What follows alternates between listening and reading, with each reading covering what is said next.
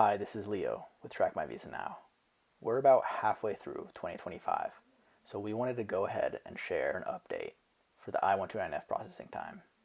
Right now, we're looking at a chart that's graphing the 25th, 50th, and 70th percentile wait times over the last 2.5 years.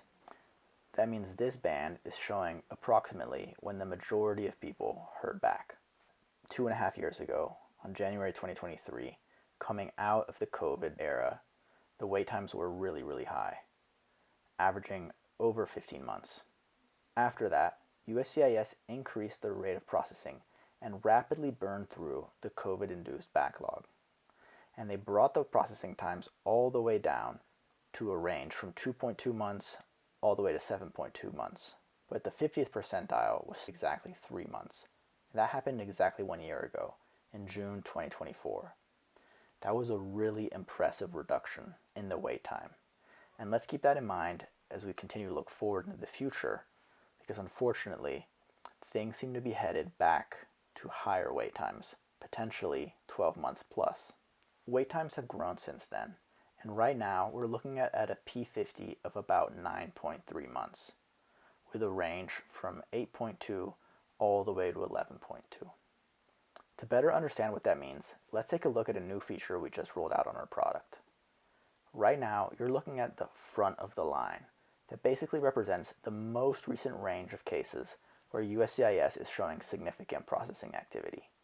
And right now, for I-129F cases in the receipt status, the most recent range of cases that are being worked on are cases that filed around mid to early November.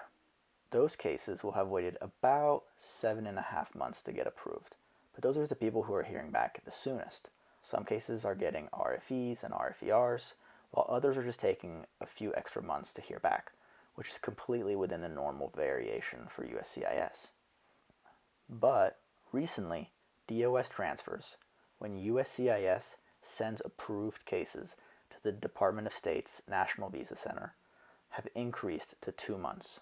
So when you add 2 extra months on top of those 7.5 months, you get a best case scenario of about 9.5 months. And that's for people that are hearing back right now.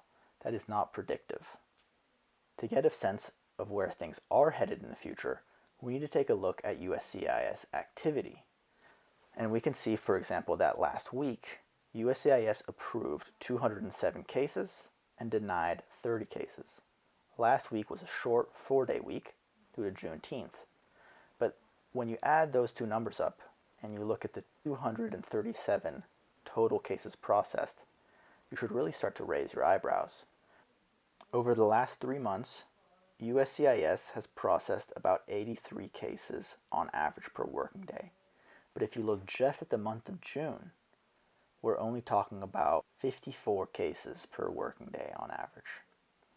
And to understand why that's concerning, we need to realize that when you multiply that out by about 21 or so working days per month, USCIS is going to be processing at its current June rate about 1,100 to maybe 1,300 cases per month.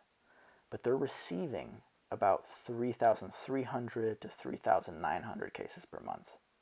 So that's leading to a pretty significant monthly deficit of about 2,200 to 2,600 cases added onto the backlog every month. More cases on the backlog means longer wait times. We can actually go ahead and take a look at the I-129F backlog and how that's been changing over time. And you'll see that it tracks pretty much perfectly with the wait times we were previously looking at.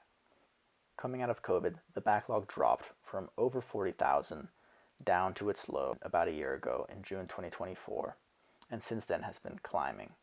But what you're going to notice is that the climb that happened from May to June, and June isn't even complete yet, is the biggest single step that we've seen in a while. And that's because of this slowdown that we're seeing. The backlog is going to increase faster than it has in the last 12 months, and we expect that trend to continue unless USCIS is able to step in and make the necessary changes. Now, it's important to remember we're a third-party organization committed to sharing this data with the community, and we don't know exactly what's going on inside of USCIS. It's absolutely possible that they are already well aware of the situation and have already made or are making the necessary changes to address the situation. So where are things headed? Of course, that depends on what USCIS does next. But if things continue the way they are now, we expect that 12 plus month wait times are going to be a reality before the end of the year. In order to avoid further growth in the backlog, USCIS would need to double the amount of processing that they've been doing over the last 3 months on average. And if we're just looking at the last month of June, they need to pretty much triple their current working rate in order to keep up with incoming cases, keep the backlog flat, and maintain that 9 to 11 month wait time that we're currently seeing. We cover all of this in our recent newsletter, and we're going to post a link to it down below in the YouTube video description. So if you want to read through this data and look at these graphs more carefully yourself, feel free to check it out. Thanks again for watching this video, and remember, you can always check out the daily processing numbers and see what the backlog is looking like on our public site, trackmyvisanow.com/I129F.